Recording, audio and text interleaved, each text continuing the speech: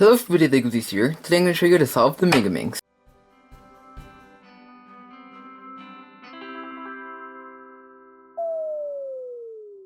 So the Megaminx may seem like a pretty intimidating puzzle to solve at the start, but it's actually pretty similar to a 3x3, and so if you know how to do a normal 3x3 using the beginner's method, or F2L, you should be good.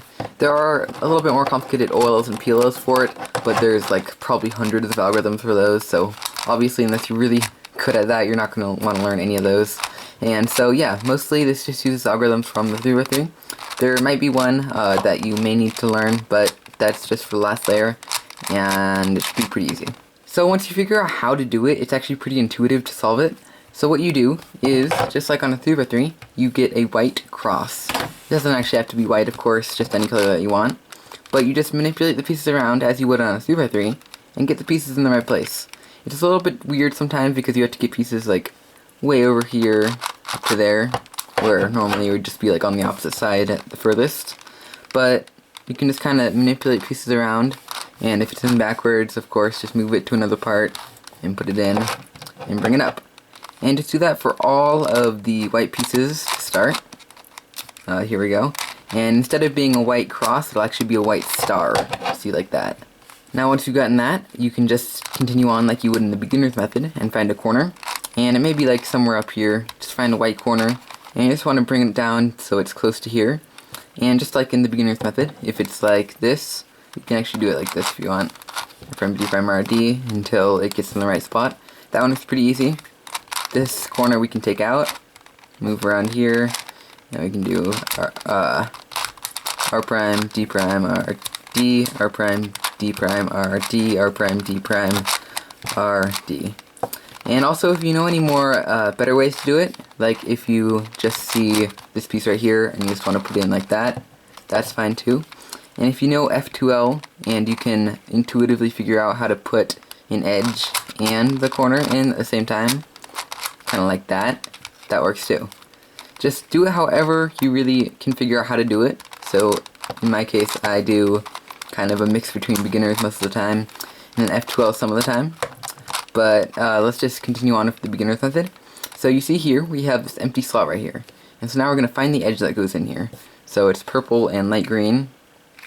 So find it around here. Bring it up, match it up with its piece. This is just like doing the second layer.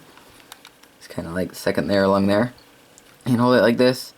Do your standard algorithm. There we go. Now let's find a piece for right here. Put it in. It's kind of easier to set it on the table when you're doing turns sometimes. That's something I found. And in a competition, it's still perfectly legal. Do it like this. And just put in all of the first layer or second layer edge pieces. And so now you have this. So you may be wondering where to go from now. So what we're going to want to do is, what I like to do is find a side adjacent to the white side. So let's just do gray. And then we'll make a star on that side too, without messing up what we've already done. And so we'll find two edges, some gray edges. Bring up here. That's wrong, so just move it around until you get into place. And you don't actually have to do the next one quite yet, but I will. And so we look around here, and there we go. So now we have a gray star as well as what we already have along here. And what we can do is put all the gray corners in. Just like this. I'm just doing it a more efficient way. Bam. And then here's the last one. You can even do F2L on this one because it looks pretty easy. And there we go. Put it in. And if you don't know, F2L is just an easier way of putting edges in with the corners. That's a little bit more advanced for the 3x3, but if you know it, it should transfer pretty well to the Megaminx. And so now what we're going to do is find the next edge. So let's just find the one that goes there. It's here around the back. Line it up, put it in. So it really just gets kind of repetitive at this point. Find the piece for there, line it up, put it in. Okay, now we can find another side that's adjacent to the white side, so let's just say green. And so yeah, you just get the pieces and kind of build up all the layers that are adjacent to the white side. So you see, this side we should have a cross, the layer done, this side, this side, this side. And then it shouldn't take too long, it's just kind of tedious. So just keep going, I'll speed this up.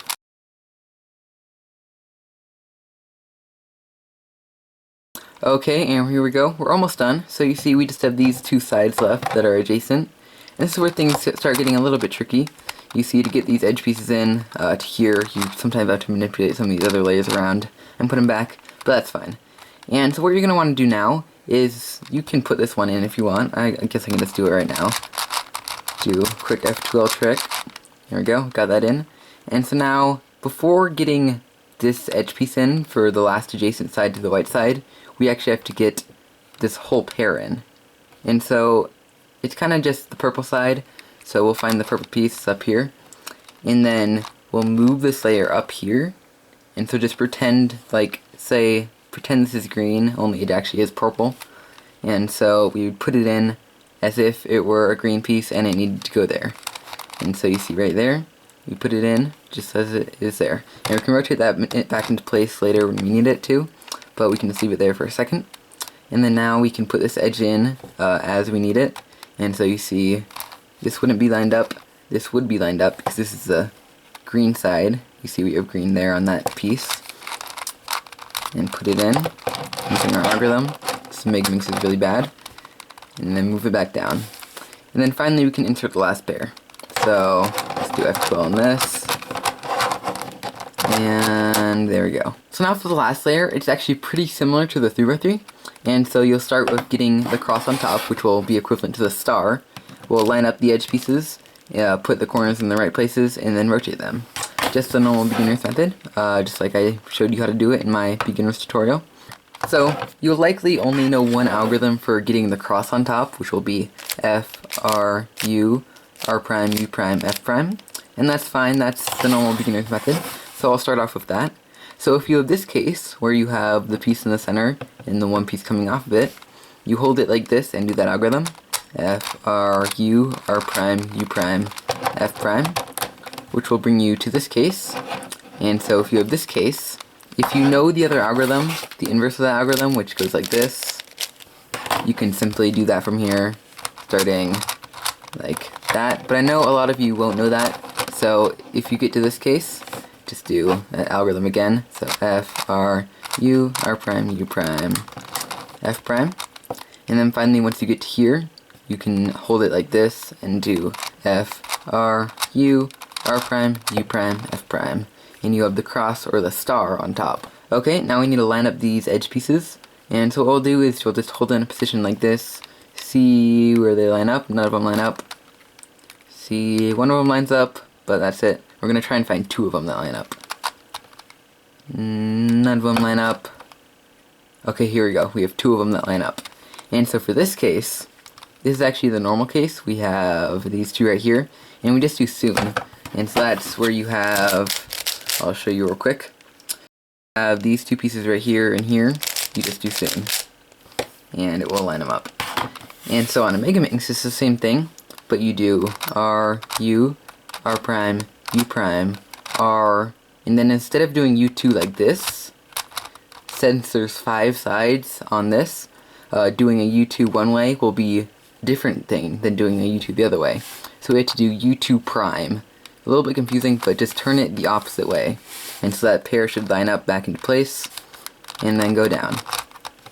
And there we go, we can do a U move, and it will be lined up. Sometimes you have to do soon twice, but it'll still be lined up the second time that you do it. Okay, now we have a couple more cases when you're getting these edge pieces aligned. One of them is you'll just have one at a time lined up. See, we have one there, one there, one there. And you can never get more than one lined up. And so in this case, you just want to do any algorithm, just like a soon. And there we go. And now we have some sort of different case. So you see, here we have two of them. And so this is the one last case. This is the most complicated one. You have to learn an algorithm for it. Unfortunately, there's just no escaping having to learn this. You can never get back to a normal case from this. And so this is, you just hold it so it's in the front and in the kind of right back. If it's like this, just turn the whole thing around. And what you're going to do is you do R, U2, R prime, U, R, U2, R prime. So it's kind of just like an extended soon almost. So instead of doing a U move at the start, you do a U2. And then just repeat that however many times you need to get it. So you have each of these edge pieces lined up. Okay, and now from here, we're just going to try and line up each of these corner pieces. And so you have the normal algorithm where you do. But on a Megaminx, you do the same thing, only doing this. But instead of turning this layer, you turn the back layer. A lot of times I make the mistake of just turning this layer, and the algorithm actually does nothing. And so make sure to turn the back layer. And so if you just have no pieces like this lined up, that's fine. Just do it like this until you get a piece that's lined up. On here, sometimes you have to do it twice. And here we go. We have this one right here, but it doesn't look like we have any other ones. And so we're just going to want to hold this on the right or the left here, either of the front parts, and do algorithm again until we have one more lined up, at least one more. You see we have this one lined up, and so now we'll hold both of these in the front and do the algorithm one more time, once or twice, and there we go.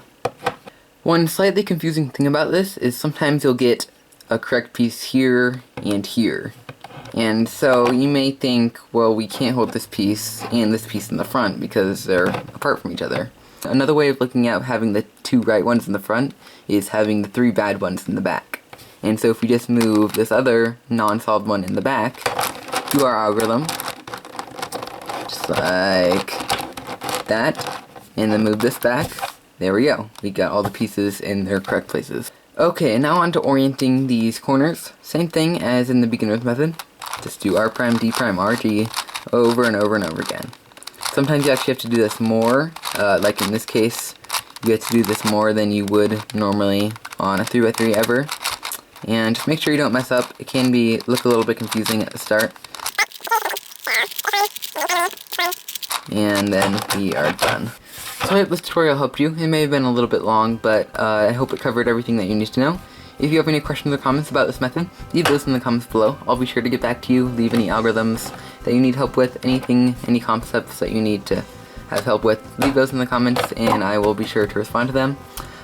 Leave a like on this video if it helped you, or if you liked it, show me that you liked it, or if it helped you, and so I can just know what to do in the future. And also leave a suggestion for future videos down in the comments below. And of course make sure to subscribe if you want to be notified when a future video like this comes out. And I'll see you guys next time. Bye!